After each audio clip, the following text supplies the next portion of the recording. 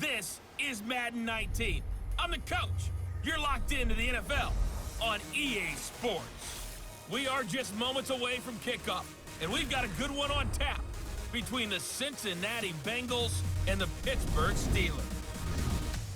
So with that, let's get you up to Heinz Field in Pittsburgh. Standing by for the call, here are Brandon Godden and Charles Davis.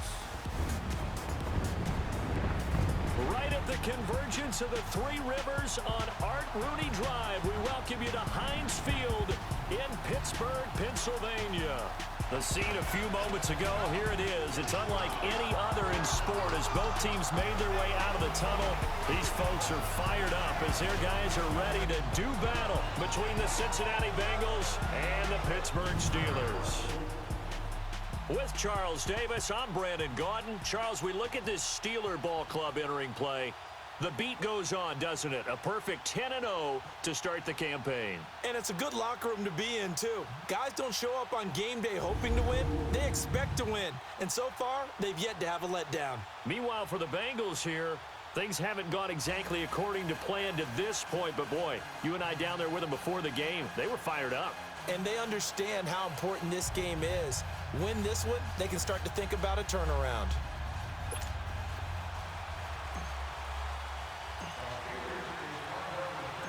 The final playoff push is upon us. It's week 12 of the NFL season, and we're underway on EA Sports. This is fielded at the goal line.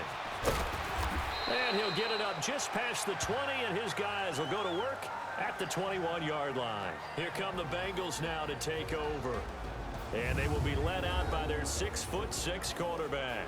And what I enjoyed in preparing for this game was talking not just with the coaching staff, but with him as well. And I found it interesting that the coaching staff sees him one way, and he sees himself an entirely different way. Yeah, one thing he said he's always working on, we know he's not bad at this, but his footwork, always wants to improve that, and that's something he's going to focus on here. And what was so funny, what the offensive coordinator said right off the top, he's got great footwork. Love his footwork. So this guy is never satisfied. And he's got him. Got his man on the end round. Complete. The numbers for him from a week ago, 5 catches, 58 yards. And he was able to get open there, but that's not always easy against this bunch defensively. We are deep enough into the season where numbers count. This is #1 rated defense in the NFL. He'll have a tough time. And he'll get it up near the 35, right at the 34 here. 3 yards there, good enough to keep the drive moving. 2nd and 1 and people want to run the football. This is where every back in the league is supposed to do exactly what we just saw there. Pick up the first down. Here we go now. On first down, he'll drop to throw. Throwing right, and that's complete. What was that? My entire D-line was just sitting there. I mean, it was an active struggle to get them to move. Kansas City's lost 2 in a row. That one was a bad place. It's the beginning of the end. Like, what was that? Give them all the time in the world to put. If they just weren't running, they were just standing.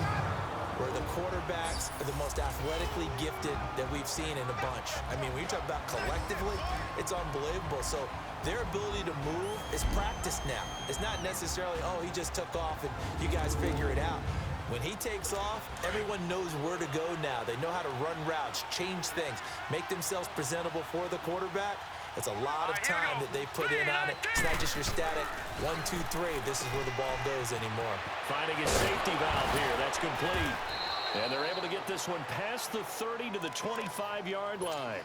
The Bengals passing game finding a rhythm. They've got another first. And this is why trying to cover the angle route is so difficult. Anyone playing the linebacker position, when they see a running back out of the backfield widen, because he heads towards the flat first, oftentimes you widen too much and overcommit. He cuts up inside, and that's what we saw there. A nice pickup for a first down. I know when I was a kid, I always got real excited when I saw those lateral-type runs. But the best backs that made it happen, they put a foot in the ground and just go.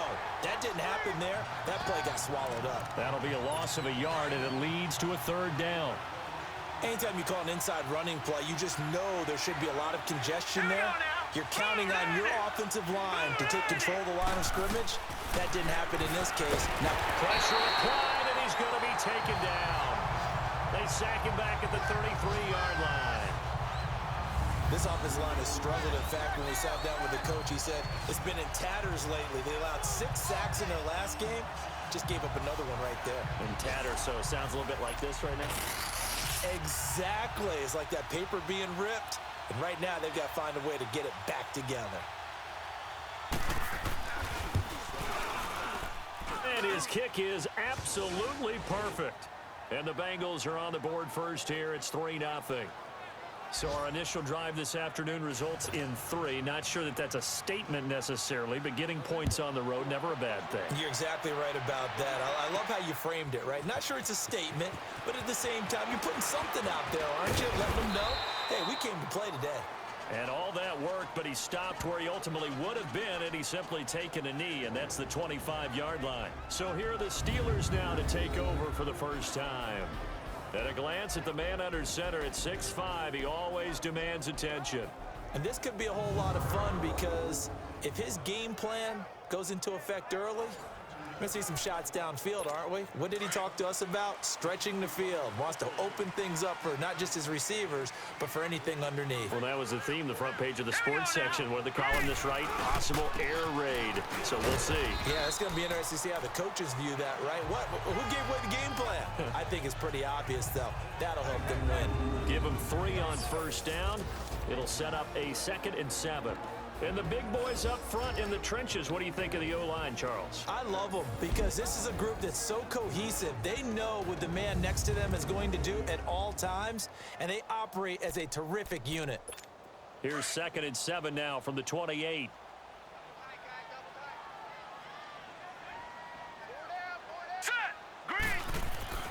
He'll drop to throw. Quick throw that's complete on the inside slant. And he's able to take this one up to the 35-yard line.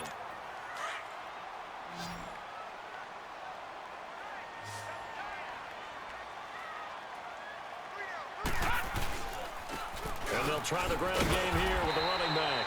And he will have a first down as they get him to the ground at the 37. Just a gain of a couple, but good enough to keep the drive rolling. Defensively here, you're facing a top-5 team in terms of points scored in the NFL. So when they're that high-powered, you've got to find a way to hold them under 20. Because to me, that's the magic number. 20 points scored, you give yourself your best chance to win. So if they're up around 24, 28, 30, they could be in some trouble. And I think so, because then you turn it into a shootout, and that means your offense has to keep pace. Back with Charles Davis, Brandon Gaudin. It's Steeler football to begin quarter number 2. They face a 2nd and 7 to start things out.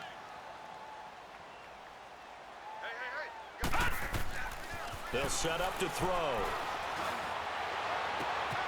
Got his man complete over the middle. It's McKinney. And he'll work it across midfield inside the 45. First time they've hooked up here. Good for 17 and a first down. One of the feature points of the in route is being able to make a nice throw to the middle part of the field. And for a quarterback, that's one of the better throws and better looks that he'll get. But he has to be careful not to wait too long and let his receiver wander into some tough. And he's going to take it in for a Steeler. Barely got in, but damn sure good job. A big play there with touchdown number 27. That ties Priest Holmes for the 3rd most in a single year. And the Steelers are able to strike for 6. Of course, he's fresh off the Offensive Player of the Week in the AFC, and what a game it was last week, and a long touchdown run right there. He and his offensive line, the receivers blocking downfield, they're all in sync right now. Could carry him to a 2nd straight Player of the Week award.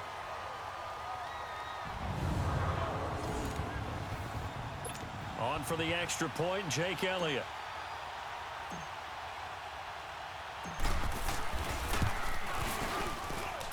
Elliott good with a PAT, and that makes it a 7-3 lead.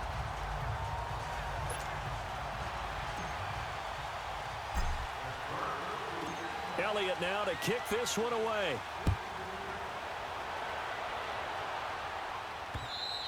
And they will not get a chance to return this one as it's through the end zone for a touchback. Cincinnati now ready to take the field. And last time able to get 3. It's not what they wanted. They wanted 6, but they got at least something. They mustered something out of the drive. They'll take it. I like the way you've described it. Not ideal, but they'll take it. Anything to put some points on the board. But this time on offense, they don't even want to see the field goal kicker trot on the field. They want that ball in the end zone. Yeah, they'll be going for 6.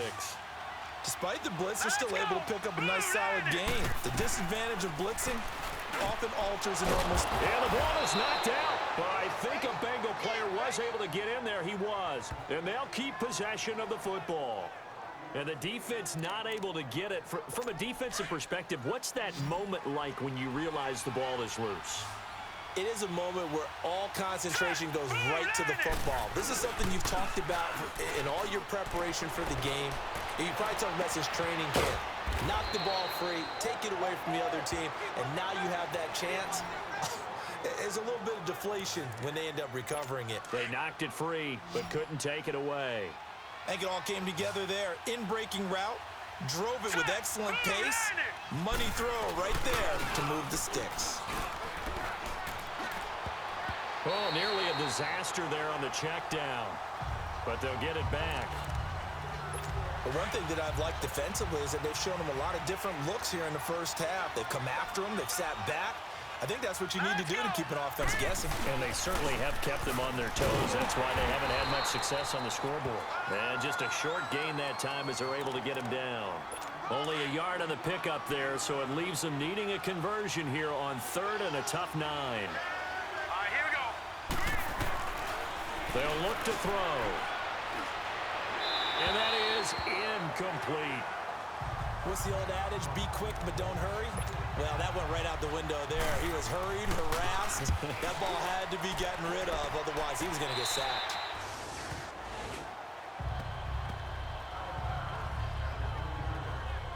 Out comes the Steeler offense now, ready to see what they can do here. And it's only November, but the playoffs, we know how it works. They'll be here before you know it. If it ended today, they would be the #1 seed. And that's a great spot to be in, but I love the phrase, if it ended today. And I'll guarantee you, that's what they've discussed in their locker room, in their meeting rooms. Yeah, we know where we'd be if it ended today, but we also know it's not ending today. Right. So they've got to continue to play the type of ball that put them in the spot where they're #1 in their conference. Now a play fake here on 1st down. He's going to launch this thing. This is caught inside the 15. It's a big play there for the Steelers. 46 yards. 2 minutes remain here in the first half. Back to Heinz Field after this. All right, coming up at intermission. Charles, you want to wait to enhance your Saturday? I certainly do. I've got just a thing for you. It's the coach, Jonathan Coachman, standing by Orlando. He'll be alongside at half to take us through the weekend in the NFL. He'll get it up the middle. That's going to go as a loss of a yard, and it'll be 2nd down. Okay, no score on that play, but this guy's been a touchdown machine all year long. You know they trust him with the football. Back to throw here. Throwing middle, but it's incomplete. Nice play there to force the incompletion. And to me, one thing's for sure. When you're the underdogs and you're playing on the road, you absolutely have to get takeaways. You've got to get the ball from them. Yeah, win that turnover battle, going to be key. They didn't get one there, but you get the feeling they keep making plays like that, they might just get a few. Yeah, once you get one, defensive teams think they come in bunches. And that'll bring up 4th down as this Cincy defense stands up on 3rd. This close to the goal line, you got to be very careful with the offense calls rub routes. When I call a pick trying to screen you off from your coverage, does a nice job of avoiding that and helping force an incompletion. They had it 1st and goal, 3 attempts, couldn't get it in, so they settle for 3. Yeah, the field tends to shrink a little bit the closer you get to the goal line, doesn't it? It doesn't sound right. Thought last season was going to be my big injury season. Nope, this season horrible in terms of key players. If you're going to throw it, if you want to run it, there's just not as much space. They end up having to take 3 there. So now the Bengal offensive unit back out onto the field and hoping to do better than they did their last possession when they punted the football. Appeal to the vanity of your offensive line. Tell them that they control your fate. Leverage guys. Win the line of scrimmage. If you do that, you start to win 1st down. You win 2nd down. And guess what? You start accumulating 1st downs. And that's what they need in order to not punt the ball again. He'll look to throw. And the Steeler pressure too much here. He's going to go down. And they're picking up right where they left off with the shutout that they pitched last week. A huge part of that, this pass rush. They know how to get after people. Offensively, good luck finding some answers right now. On 3rd down. That's gross. And not a whole lot to speak of there as they'll bring him down shy of the 20. Just a 2-yard pickup, and that should necessitate a call for the punt team here on 4th down. Now the Steelers put a stop to the action with a timeout defensively, as they'll stop it with 25 seconds to go here in half number 1. Taken from just outside the 30.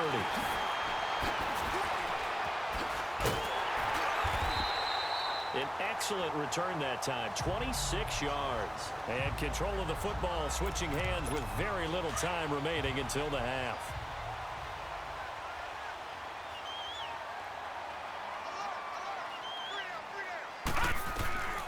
They'll come out throwing here to start the drive. He's got his man on the crossing route. And he'll be brought down. Oh, that's a face mask. Certainly looked like it. Indeed, here come the flags. Defense. Well, we looked at each other right away. We knew that flag was coming out. And I always enjoy the conversation post because officials always tell you, I don't want to throw the flag, but you caused the play. You did it. I had to.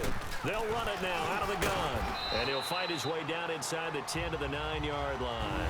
And with just 4 seconds left in this first half, a timeout call. So with 4 seconds to go in the half, here's the field goal unit onto the field. This is a 26-yard attempt. And Elliott puts this one through. Clean it up with an onside kick. Lead to 10 now at 13-3. So they get the 3, increase their lead to close out the half. Excellent way to end a drive, going to the locker room with a little bit of extra momentum after adding 3 to their total. And this is going to be snuffed out. The Bengals recover. So we reach halftime here in the Steel City with the Steelers on top. As we send you down to Orlando where Jonathan Coachman has our EA Sports halftime report. Coach. Okay, Brandon, bye weeks, they're over. We've once again got a full slate of games to get to as we take you around the NFL here in Week 12. We'll begin out west at Levi Stadium in Santa Clara. And it's the 49ers who are out in front with that game closing in on halftime. 2 touchdown passes there for Lamar Jackson. From there, let's get over to the Rockies to check out the Broncos at home in Denver. And at this point, they trail the visiting Baltimore Ravens. The Ravens looking to sew that one up, and they look to be in pretty good shape. Lastly, let's motor up to the Motor City. See what's happening with the Lions at home at Ford Field. And they've got the lead over the visiting Chicago Bears. The Lions trying to gut this one out as it would be a good victory for them if they could get it. Meanwhile, in our game, it's been a back-and-forth first half. Who can put it together in the second half? For the answer, we turn it back over to our broadcast team of Brandon Godden and Charles Davis.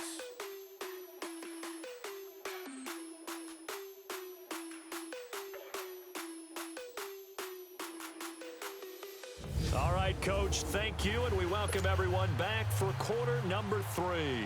So time for the second half as the Steelers have the lead, and they will also be receiving the football here to start the third quarter. And no run back here. This will be a touchback, and it comes out to the 25-yard line. The Steeler offense now with a